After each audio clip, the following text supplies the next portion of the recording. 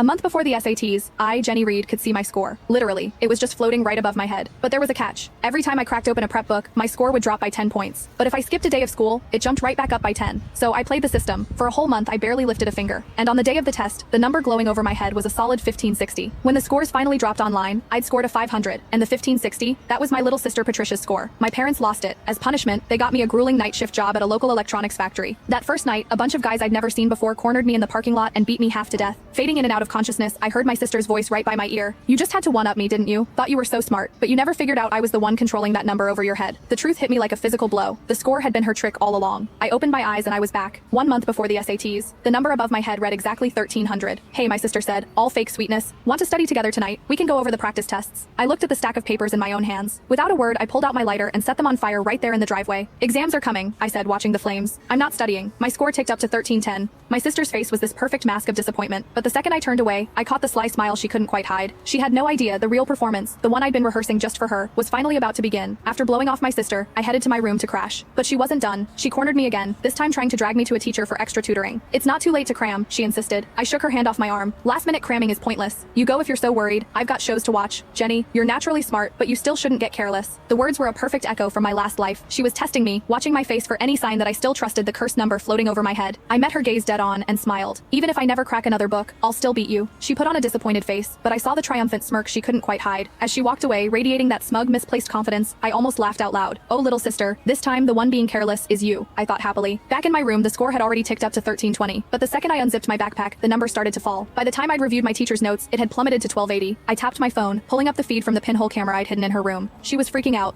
"Why is it dropping so fast?" I knew she was lying. She said she wasn't studying, but she's obviously grinding right now. "Why doesn't she believe the score?" A cold, unfamiliar voice answered her. "Why are you panicking? Once it drops below 1000, it'll detonate right on top of her. Studying is basically a death wish." My blood ran cold, but my sister looked thrilled. If she gets blown up, she deserves it. Who told her to start studying and mess with my head? Staring at the falling number, my mind raced. I had to find a way to fool this thing, and fast. I spent the next hour trying everything. No matter what I did, the moment I engaged with any study material, the score kept dropping. When it hit 1000, it flashed a violent warning red. Pure adrenaline shot through me. I slammed my books shut, grabbed my stuff, and booked it to an all-night bar downtown. I didn't breathe easy until I saw the number climb back to 1530 on the reflection in my phone. And right on cue, my sister noticed it too. On the surveillance feed, she looked unbearably smug. I knew that idiot would fall for it. She's probably out partying right now, thrilled that her score is going up from slacking off. She actually thinks she's going to score a 1530. That's my score. Watching her celebrate, I let out a cold laugh and killed the feed. She had no idea I just cracked the code on how to cheat the score over my head. The real game was about to start. I let the chalk clatter onto the floor. Stretching out on the plush sofa in the bar's private room, I looked over the walls I'd covered in formulas and equations. That's what I'd really been doing all night, and the score floating above my head hadn't detected a thing. A waiter knocked, telling me my time was up. So, I made the call. "Hey sis, they won't let me leave the bar."